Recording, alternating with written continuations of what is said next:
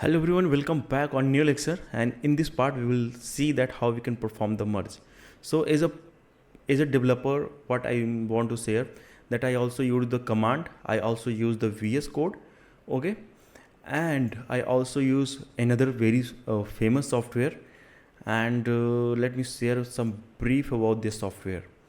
So here you can see, if we are going here, and you will see here that we have seen that how VS Code perform, and in VS Code you can use the GUI as well as you can use the command prompt. Another very famous software, that is the fork git, and I love this. Basically I have used source tree, GitHub software, but fork is my favorite software. Let me explain about little bit about source tree, and I'm not going to use and show because source tree is of first whatever in my mind, basically whatever I have experienced. So source tree was first software which I use as a GUI software.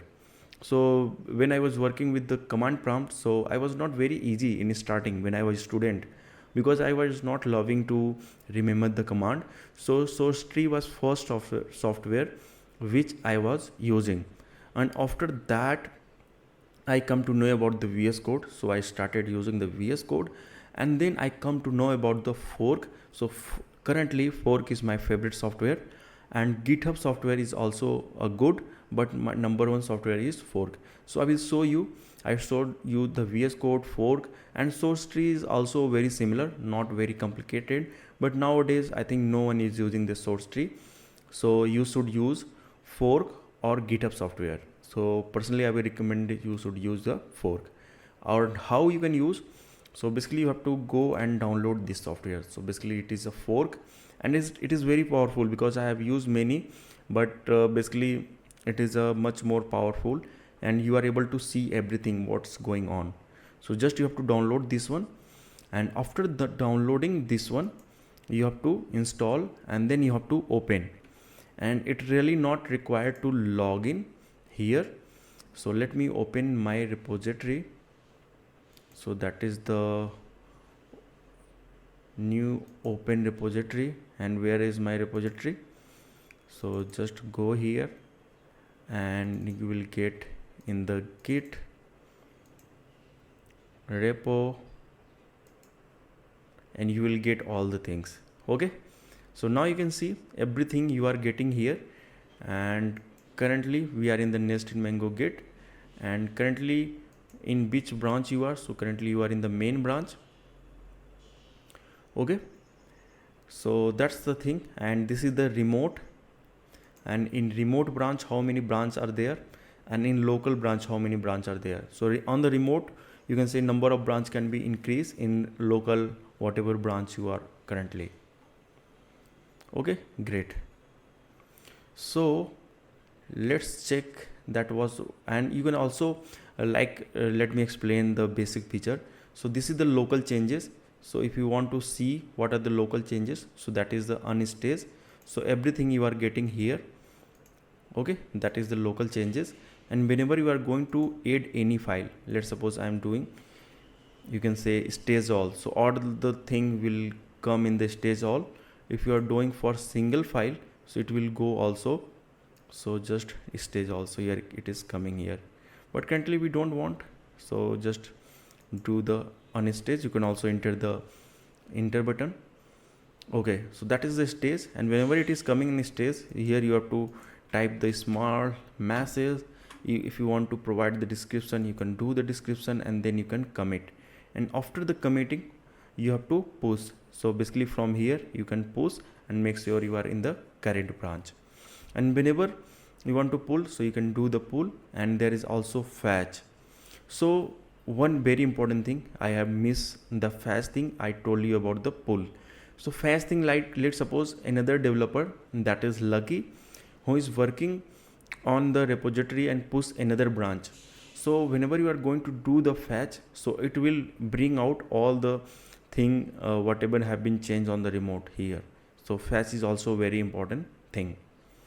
Okay, so let's do the pull, so that if there is any issue, so we just resolve that. So currently there is no any conflict. In last time why it was showing, because there was some data which was not locally and which was there, but we will see that how merge conflict occurs. But good thing about this, that if there will be any conflict, you will see two windows, and there you can just perform your merging thing. Here one side you will see that your local, and one side you will see what is coming on the remote. One thing you can see, currently it is showing 28,312. What we are going to do, so we are going to use a git ignore file, and you will see there is lots of data which is coming in the unstage. So as I told you that git ignore file we should always use in start. Okay, so how we can use? So first I have to see where is my git ignore. So let's go on the git ignore, and let's suppose we have this, and here we will get the git ignore file. So just copy here, and one more time you just see this thing, you will see what is going to be happen. Okay, so just go in the nested mango repository, and currently we are in the asset, so just paste here. And what happened, you can see there are lots of file have been gone, and it is currently local changes is 67, and currently it was more than 10,000. So you can see the difference, and you can see the use of .git ignore file. Okay, great. So what we can do, we can just add all the file, so it stays all, and you can say write the message, that is the added unity project. Okay, so in big company you have to also provide proper description if you are launching an SDK. So let me do the commit. Okay, so whenever you are going to see the commit, so you can see how many commit have been done. So you can see how it is working. Initial, my first, and then I drop the message, and then we created two branches here, you can see, and here is the main, and then we added the test. Okay, and currently we have added unity project in the main branch.